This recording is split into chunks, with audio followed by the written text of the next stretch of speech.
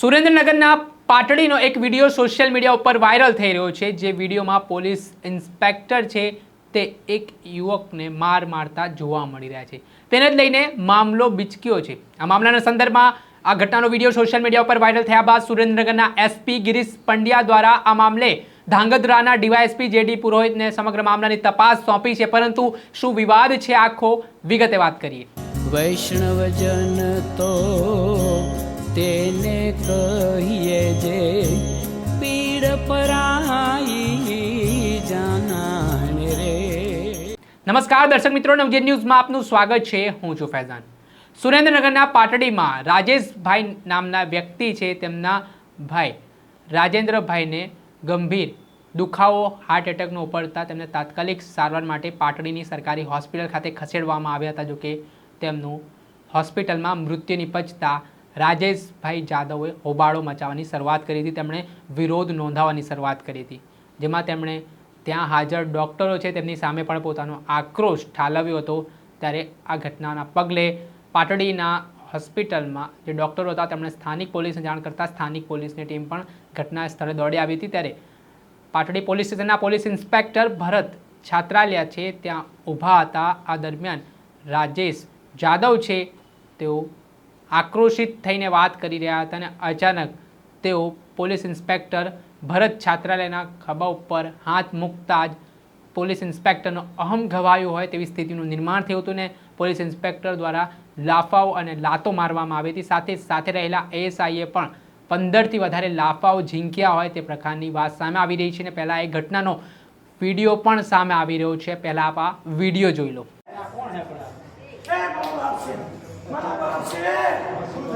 मरीज को अफसोस दे जो डॉक्टर क्या है डॉक्टर क्या है डॉक्टर है डॉक्टर ने आया है निकालेंगे निकाल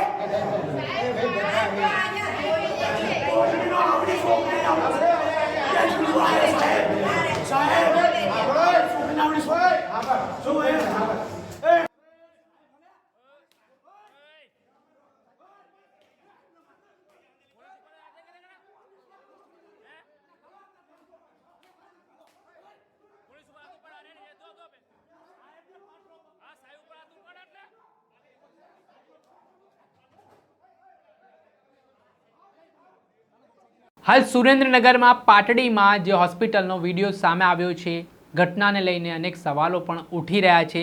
ત્યારે આ મામલાના સંદર્ભમાં સુરેન્દ્રનગરના એસપી ગિરીશ પંડ્યા દ્વારા આ મામલાની તપાસ ધાંગધ્રાના ડીવાયએસપી જેડી પુરોહિતને સોંપવામાં આવી છે। ત્યારે આ મામલે જે મૃતકના પરિવારજનો છે તેઓ શું કહી રહ્યા છે તે પણ સાંભળી લો। જલુબેન, બનાવમાં તો એવું હતું કે મારા દિયોર કામ ઉપર અહીંથી ગયા હતા, સવારે શિક્ષકમાં ફરજ નિભાવતા હતા। એ પાટડી એમના મકાન ચાલે છે, એ ખાલી દેખરેખ રાખવા ગયા હતા તો પાણીની મોટર બગડી હતી તો મોટર હમી કરવા ગયા, એ મારા દિયોરને એટેક આવ્યું। એ તો 4 વાગ્યાનો ટાઈમ હતો, કોઈ એમની આસળ પાછળ કોઈ હતું નહીં। તો અમે તો ફેમિલી 3 જણા હતા તો એ ઘરે હતા, અમને તો કંઈ ખબર નથી। તો ગામના એ કોકે કીધું હશે કે માસ્તરને આવું થયું, તો અમે તો બધા દોડાદોડમાં હતા।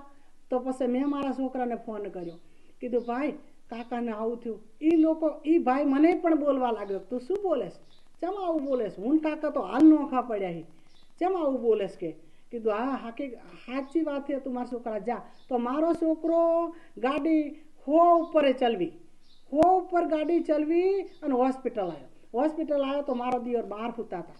મારા દિયોર બહાર સૂતા હતા, મારો છોકરો એમ કહેવા માંડ્યા આની આગળ પાછળ કોઈ માણસ કેમ નથી, આની સારવાર કેમ કોઈ કરતા નથી, આની આગળ બધા પોલીસવાળા તો જવા નથી દેતા, તું ચમ જાસ અંદર।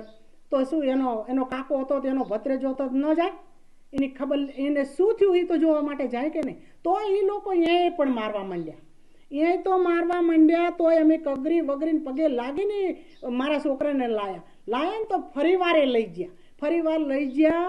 આખી રાત મારા છોકરાને માર્યો, મારા છોકરાને ધમકાયો, મારા છોકરાને નાકુરામાંથી લોહી આવ્યું એવો સાહેબ માર્યો અને મારા છોકરાને પાણી બી ન થાલ્યું આખી રાત।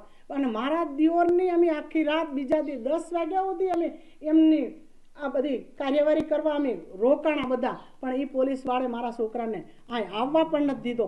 આવો કયો કાયદો છે? અને એક કે મર્ડર કરી નાખ્યું હોય છે માણસ, એ જેલમાં હોય છે, એને પણ એના પરિવારમાં એવું થયું હોય ને એને આપવા દે છે. તો આવા ચિયા પોલીસ છે, આવી ચિયો સરકાર છે? તો આનો મારે ન્યાય જોઈ સાહેબ, જોઈ. આપણે સાંભળ્યા હતા મૃતકના પરિવારજનો. આ ઘટનાક્રમના સંદર્ભમાં સુરેન્દ્રનગરના એસપી ગિરીશ પંડ્યાનું પણ નિવેદન સામે આવ્યું છે, જે વિડીયો સોશિયલ મીડિયા પર વાયરલ થઈ રહ્યો છે અને આ મામલે તપાસ પીઆઈ સામે સોંપવામાં આવી છે. તેને લઈને શું કહી રહ્યા છે એસપી તે સાંભળી લો.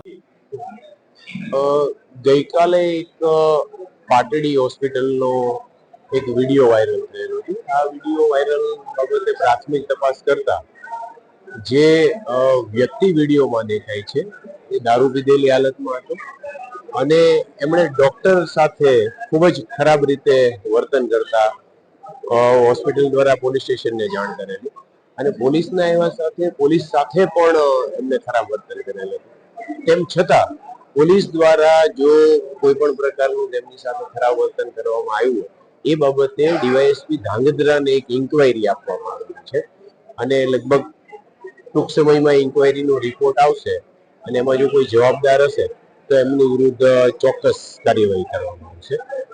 સાથે સાથે એ પણ હું ધ્યાને મૂકું કે હોસ્પિટલ્સની અંદર જે ડોક્ટર્સ પોલીસ સાથે ખરાબ વર્તન કર્યું તેમ છતાં પોલીસ અધિકારી અને કર્મચારીઓએ તમામ લોકો સાથે સંયમથી કામ લેવું જોઈએ.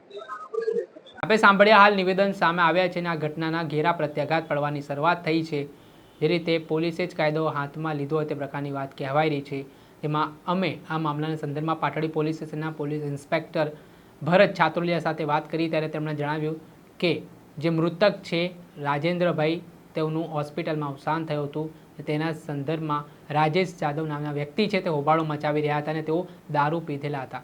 તેના જ કારણે તેઓ પોલીસ સાથે પણ ગેરવર્તણૂક કરતા તેમણે બળ પ્રયોગ કરવાની શરૂઆત કરી હતી. આ મામલાના સંદર્ભમાં રાજેશ જાદવ નામના વ્યક્તિ સામે પણ પ્રોહિબિશનનો પોલીસે ગુનો નોંધીને કાયદેસરની કાર્યવાહી હાથ ધરી છે અને હાલ જે આરોપ પ્રત્યારોપનો દોર ચાલી રહ્યો છે તે મામલે હવે તપાસ સોંપાઈ છે. દર્શક મિત્રો, નવજીવન ન્યૂઝને આપ લાઈક કરી લો, સબસ્ક્રાઇબ કરી લો અને શેર કરવાનું ભૂલતા નહીં. વૈષ્ણવજન તો તેને કહીએ જે પીડ પરાઈ.